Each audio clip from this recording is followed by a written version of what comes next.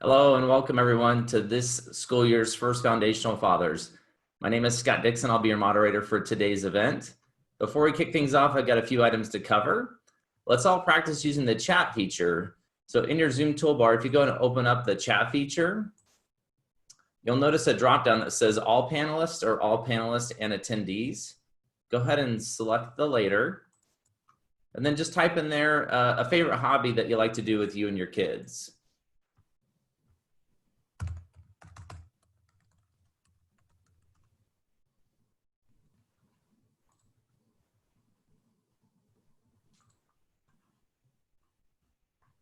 Going to the lake, golf, lake, quiz for a test. That doesn't sound like a very fun hobby. Golfing, baseball, lots of lake, lots of outdoor stuff. Hiking, sounds like a lot of fun. In the same toolbar, you will see a Q&A feature. We'll use this for the Q&A portion of today's event. So no need to enter anything right now unless you have a question. You can post those questions in there, and then there's also an option to upvote. So say that you go to type in your question, you notice somebody has a similar one, you can click the thumb up, and that will upvote your question to the top. That wraps up all the housekeeping items for today. So please welcome Scott Williams to the virtual stage to open us up with prayer and kick things off. Thank you, Scott. Yeah, let's bow our heads and get this started with a word of prayer. God, we thank you. We love you. We thank you for Metro Christian Academy. I want to say a special thank you to all the men of Metro who have joined us here today, Lord. I just lift up their families. I lift up their children, their grandchildren, their nieces, their nephews, Lord. I just thank you for the health and safety that you have provided us. I thank you for Metro Christian Academy. I thank you for its mission and the way that Dr. Curvin and the faculty and staff there are living that out as a real example for our kids. I just thank you for the foundation and the opportunities you have provided to it to be able to bless the school through financial donations, Lord. I ask that you bless this time that we get to spend together today, Lord, that you give Dr. Curvin the words of wisdom that you would have him share with us this morning, Lord, and that it plants a fruitful seed in each of our hearts today, Lord. Thank you for all that you do for us. In Jesus' name we pray. Amen. All right, guys, thank you so much for joining us today. Here at ORU, we like to say that we're doing things in a new way for a new day as we continue to try to learn to be flexible during this pandemic. For those of you who have been with us in the past, you know this is not definitely plan A for our Foundational Fathers event. We love getting together at the school, being able to visit our children's classrooms, sharing some donuts with each other, and being able to fellowship together in the auditorium as we're blessed with the wonderful speakers that we have.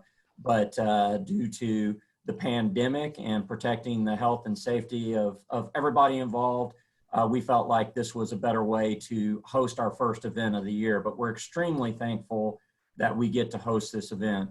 For those of you who I've not met, my name is Scott Williams, and I am the Vice President this year of the Metro Christian Academy Foundation. And just a real quick educational piece for those who do not know, of course, the school itself is under the direction and the purview of the TCEC board, which serves as our leadership for our long-range planning. The day-to-day is handled by Dr. Curvin and his staff, but then the foundation was formed as a group and as an organization that would provide support to Metro Christian Academy through fundraising, community relations, and sound advisement.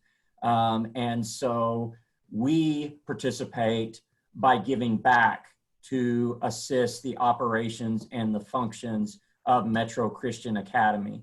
And what a blessing it has been and what an incredible blessing God has given to the foundation to use the resources given to us. In fact, this past academic year, the 2019-2020 academic year, the foundation crossed the $1 million threshold for donations back to Metro Christian Academy.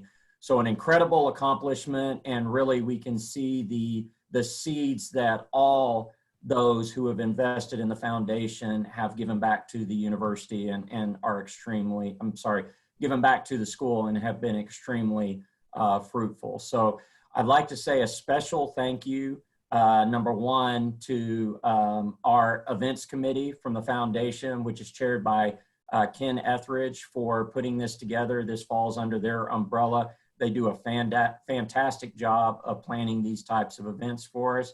I also want to say a special thank you to Scott Dixon and PSAV for hosting our first Foundational Fathers event of the year via Zoom. And then it would be a failure on my part to mention a big thank you to Andrea Hogue, who is all things development at Metro Christian Academy and really is the wheels behind all this stuff that makes us go for the foundation business. So it's my pleasure to introduce our speaker today, who is starting his third year as the head of school at Metro Christian Academy. And let me be the first to say, from my own personal standpoint, Dr. Curvin, we're incredibly blessed to have you leading our school, just in general, but especially during this time that is so unique to our history. And thank you for the effort that you put in. Thank you for the effort that your staff puts in. We're so incredibly blessed. I'm sure you'll talk about briefly, I know you're going to talk about how to be involved as a dad at Metro and be involved in your kids' lives, but also the wonderful blessings that God has given to Metro despite everything that's going on. We're in school. We were in school from the very beginning. Our enrollment is up.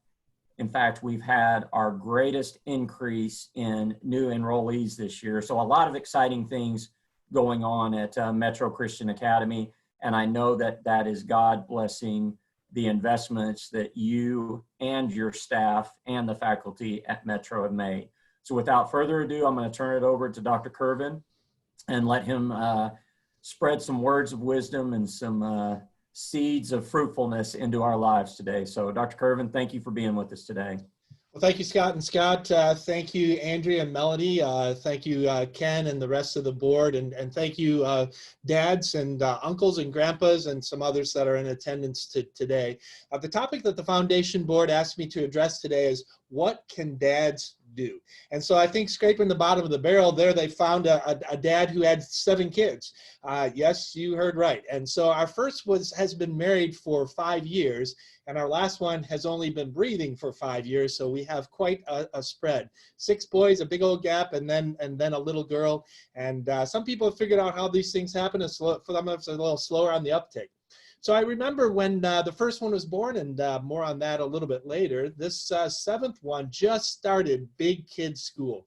Kayla just entered kindergarten a few weeks back, and on day 1, she came home and all excited. I asked Kayla, how did day 1 of kindergarten go? And she said, wonderful. And then, flipping her little mermaid braid, she said rather incredulously, but, because I had said, you're going to learn how to read in kindergarten. She said, flipping her braid, but after day 1 of school, I didn't learn how to read. And then she walked off. And so, you know what? Alphabet is a kind of a building block of reading, right? An alphabet is also a building block of relationships. And so we're going to do a flyover today, and we're going to cover the alphabet literally from A to Z of what dads can do when it comes to relating to our children. Now, what it's not going to be a deep dive in any of these things. It's going to be this kind of flyover tour. What it's not going to be is not going to be consistently kind of the same level of depth in each of the letters. And what it's definitely not going to be is coming from a resident expert who has mastered any of these, let alone all of these. We're also going to kind of post in the chat bar a link or two, a reference or two. There are scriptures that back each one and every one of these. We just didn't want to clutter up the screen with all of that. And so here we go. The first one is attend.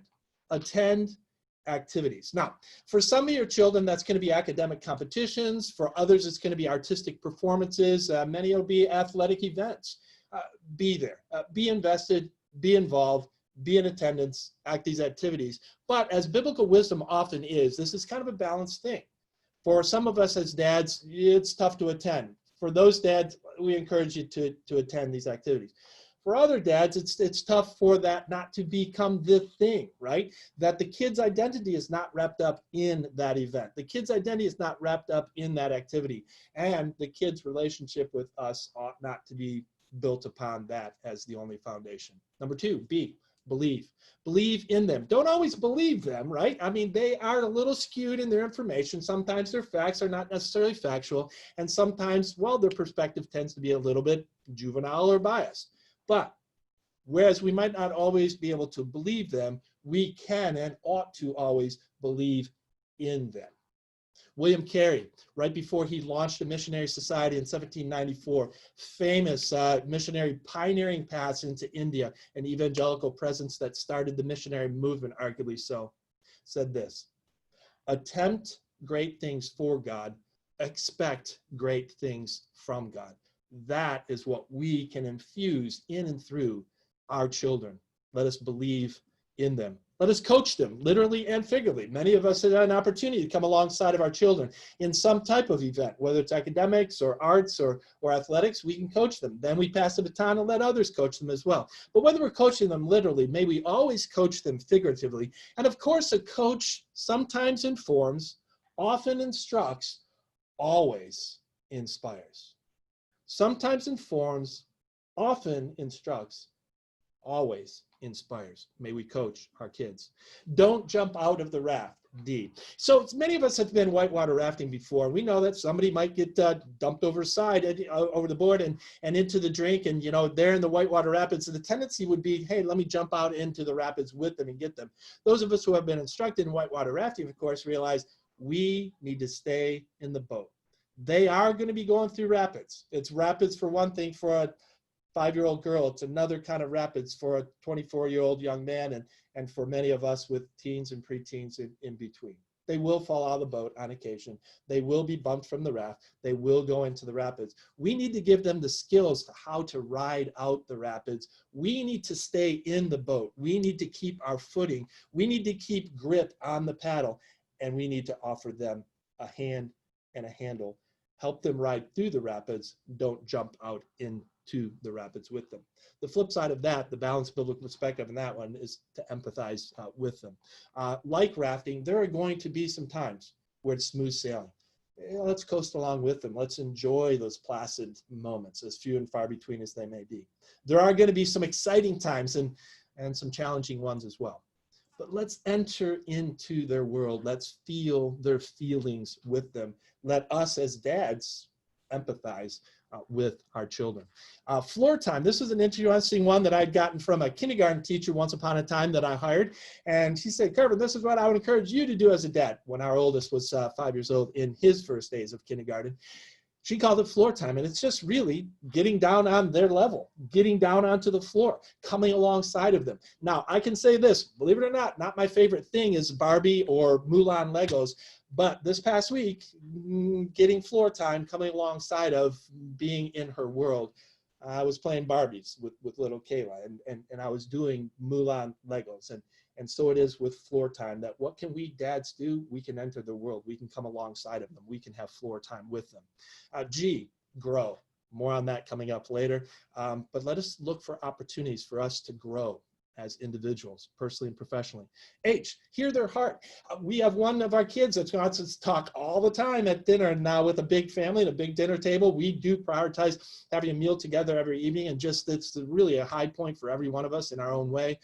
This one always have a story to tell. But what I've gathered over the years for this one in particular, and for every one of them, and probably for every one of us, there's the thing, and then there's the thing behind the thing. H says, hear the thing behind the thing. Let's hear them, but let's also hear their heart.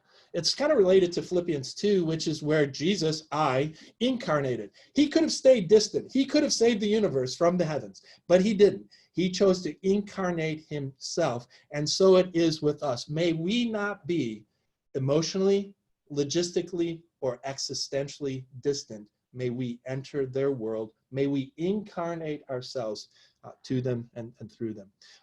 Jay, I like to juggle every now and then. Don't do it as much anymore. But give me 3 little objects like tennis balls, could juggle all day, right? If you put 5 things in my hand, I can't juggle them. I just can't. I can't even make it one full round. Every one of us as dads has a ton of stuff to juggle. Roles, relationships, responsibilities on the home front, on the school front, on the work front, and beyond.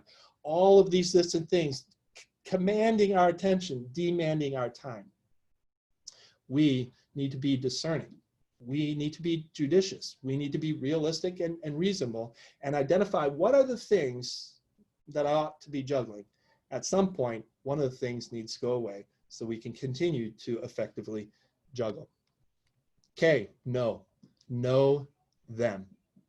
Know who and why and when and where and how is important to them. Kind of the old journalist question, WWWH, know all those things, but really, why do we know those things is to know them. L, we do that by listening well, by learning well, so that we can what?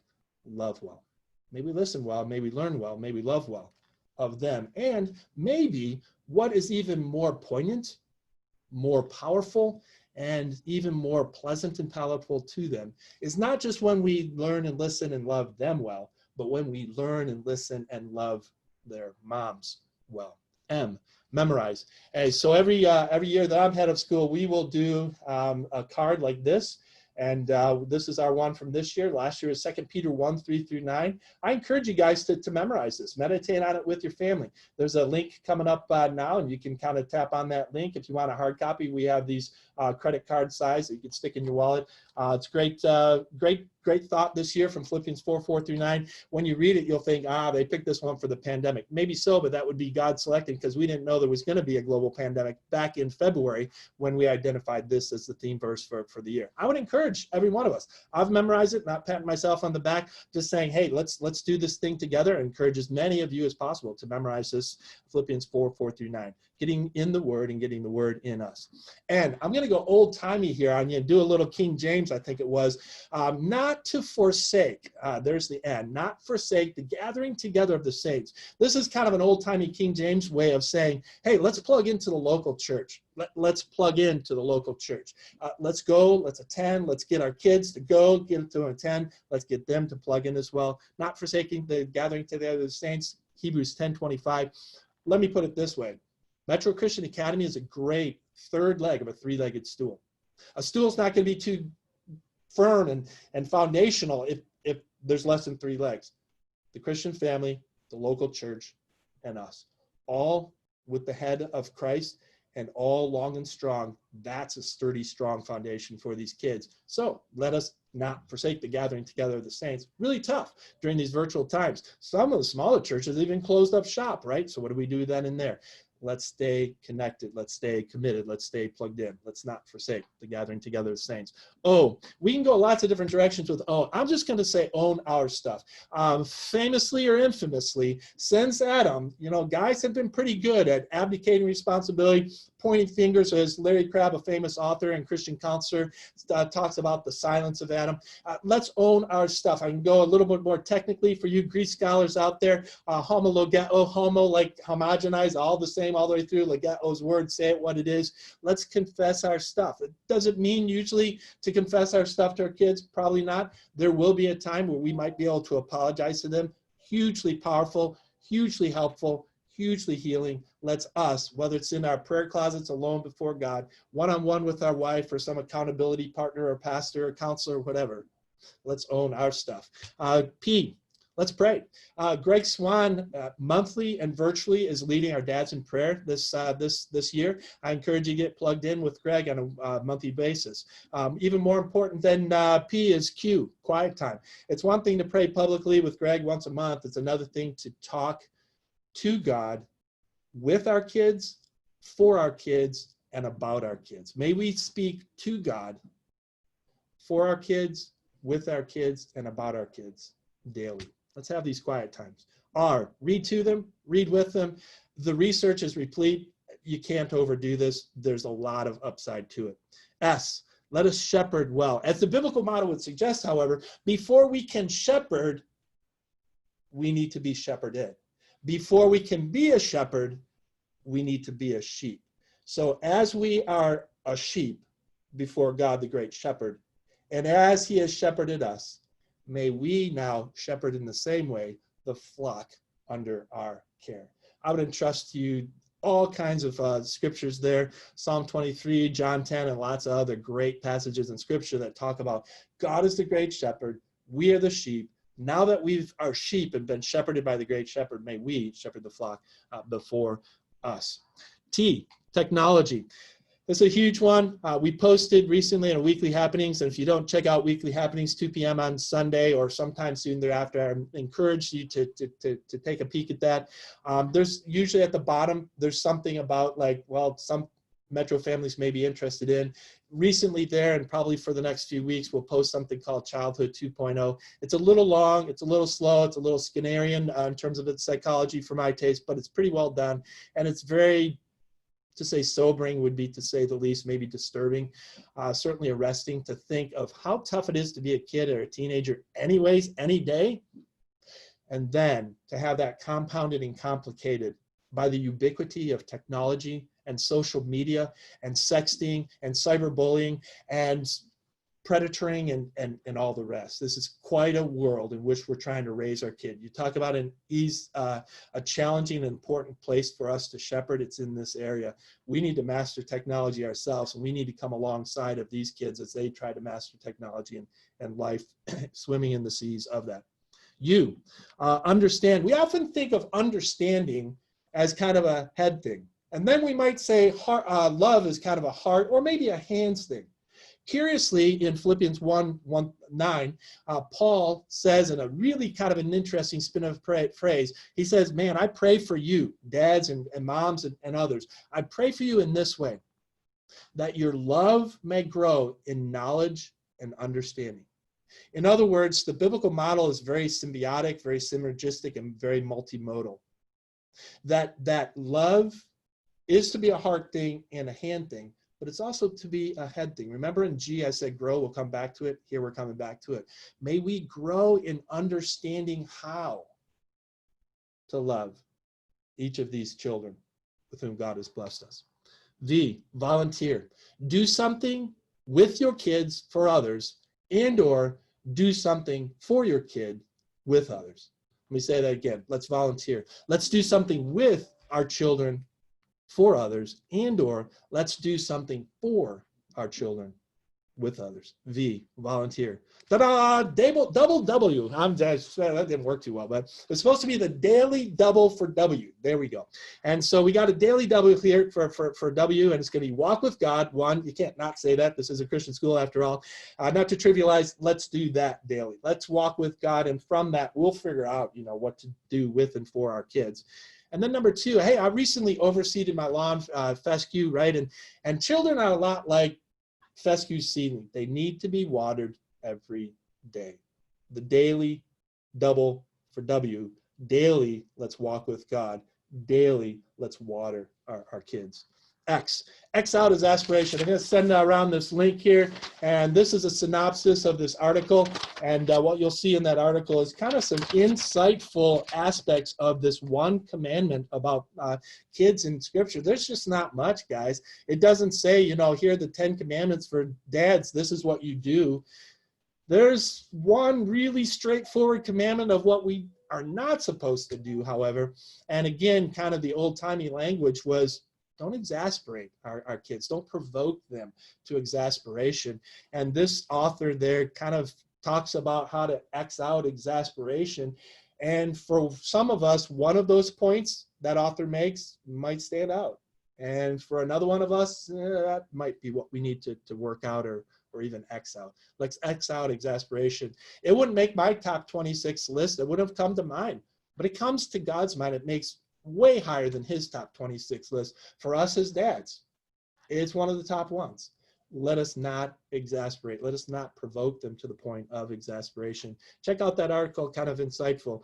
Why is yield? That doesn't mean yield everything. That's not the point. It's the old cliche, pick our battles, right? A little bit more Curvinism, alliteration type of thing would be consider when and where and how to concede. For some of us, we kind of, well, we control things, we do things. That's helped us to accomplish a lot personally and professionally. And that's all well and good. And we ought to be firm and forthright and forthcoming with our kids. We have to speak the truth in love. There ought to be standards. Many of those ought to be unyielding, but some of those ought to be yielding. Give careful consideration to concession, where to yield, when to pick the fight. And finally, Z is for zeal. We start with A, and I'd say all, and we end with Z, and I'd say zeal. I remember when Keith Jr. was first born, at that very moment when he crowned, it was one of the most overwhelming, awesome things that I had ever experienced in life. To think that God, the one who breathes all of life into existence, breathed this life into existence, and for whatever reason, entrusts this life to Alan and me. What a sense of awe. But as Paul would say in Galatians 6:9, may we not grow weary in well-doing. Guys, you are doing well as dads. Thank you for investing your time and talent and treasure. Thank you for investing your faith and your family. Thank you for entrusting your children to us at Metro. It's a blessing and an honor and a humbling privilege to partner with you. Let us not become weary in well-doing, as the verse says, for there will be a harvest to those in due time who do not give up. May we never lose sense of this awesome thing that the creator of all life has entrusted these lives to us. May we always be motivated to zeal, to come alongside of every one of these kids with energy, with vision, and with passion. Scott, I think we have some time for some Q&A. You can ask about any of these alphabet things or anything about school or enrollment or vision or board or COVID protocol. All right. Yeah, let's open it up if there are any questions. As Scott mentioned earlier, there's the Q&A profile link in the Zoom where you can go in and type your questions if you have any questions for Dr. Curvin. Dr. Curvin, thank you so much for what you shared today. That was unbelievable. Some incredible nuggets out of that I know will be useful as we move forward in pouring into the lives of our children.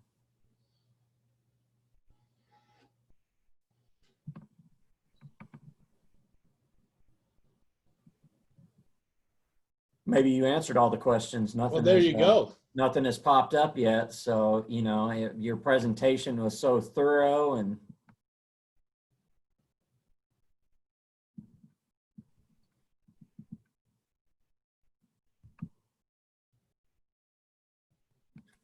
all right, I did get a question. This comes from Jim. So he says, with enrollment up, are we running into capacity issues this year? It's a great question. We will run into capacity issues. We are at 936 today. If we had every seat in every seat in a normal year, my capacity in this building would be 998. And actually, this is a little different year with our physical distancing and so forth. So we're actually at capacity in multiple grades. We have waiting lists already this year in several grades. We have waiting lists for next year already. And so I don't say this as an upsell, but when it comes to re-enrolling next February, guys, make sure you do it on time, because otherwise we'll just kind of, well, there'll be people that will want those seats. So right now we're at capacity in several grades. We're near capacity in all grades. With the exception of junior class has been a little bit smaller class going through for us. But yeah, God has been kind to Metro Christian Academy, and we will be bumping up against capacity at some point. Great. I have a quick question for you, Dr. C. I know that Metro has a long tradition of serving the community, especially the community around the school. How do you see that changing this year, and how can we as men and as dads be involved in helping to continue to facilitate, to plant the seeds in the community around our school? That's a great question, Scott. So let me just mention a few of the areas. You know, Marshall, McLean, McClure, they have been ones that we've plugged into the schools. Right now, those kids aren't even at those schools. But even when they come back, there may be protocols on their side of things or on our side of things, community kind of numbers and so forth may or may not allow us or warrant us going into those schools. Another thing would be like our block party. Around October 31st every year, we get like a bunch of vehicles out here and do this kind of trunk or treat thing and all kinds of other stuff. This year, what the group is looking at along those lines, for example, is going to be kind of a drive-by, like we've done for some other events where it's kind of driving around the school and we'll be able to hand through the window with mask, with gloves, but a smiling face, at least smiling eyes or whatever. So there are going to be opportunities to plug in. Stay tuned for more details on those, but we're going to have some of those kind of, COVID sensitive or COVID informed protocols to still be able to do that. You're exactly right, Scott. That will continue to be a high priority for us. We look forward to moving forward beyond COVID, but even during COVID, what can we do in the meantime? We'll get plugged into some of those types of things. Okay. We had another question came from Josh. He asked, you brought up the Dads in Prayer that Greg Swan leads. He wants to know, can you explain how to get involved in that or how to get connected up with that? Yeah, we'll go ahead and put that in the weekly happenings. And Ashley, if you make sure that that happens again this weekend, Dads in Prayer and Moms in Prayer, so we can put the link there. And Ashley, if you happen to have Greg Swan's email right handy, you can stick it in that chat. But we'll make sure that that's out there in the weekly happenings or even on this chat bar as well. And so, yeah, Greg Swan's the one that kind of cues that up and, does a format similar to the one we're doing today. Yeah, and I will encourage all the dads on here who are not familiar, the weekly happenings is the place to go. I know that the moms spend a lot of time communicating through Facebook, and I am not the social media guy. I get on Facebook to post foundational fathers notes for upcoming events and everything like that, but that's not where I spend most of my time. And so that Metro Happenings each week on Sunday when those come out, those are great resources for information for upcoming events and activities at the school. Had another question, just general overall thoughts regarding managing COVID up till this point in time and keeping the kids in schools. And then do you anticipate any changes in protocol as more information comes out from different resources, health departments, so on and so forth? First of all, thank you. And Greg Swan's email address is in the chat bar now. Thank you. That's a great informed question. I would say on the one hand, the protocol has not and will not change in the sense of our priority. Our priority is to be here. Remember, once upon a time, we said, get them here and keep them here as soon as possible, as long as possible, as normally as possible.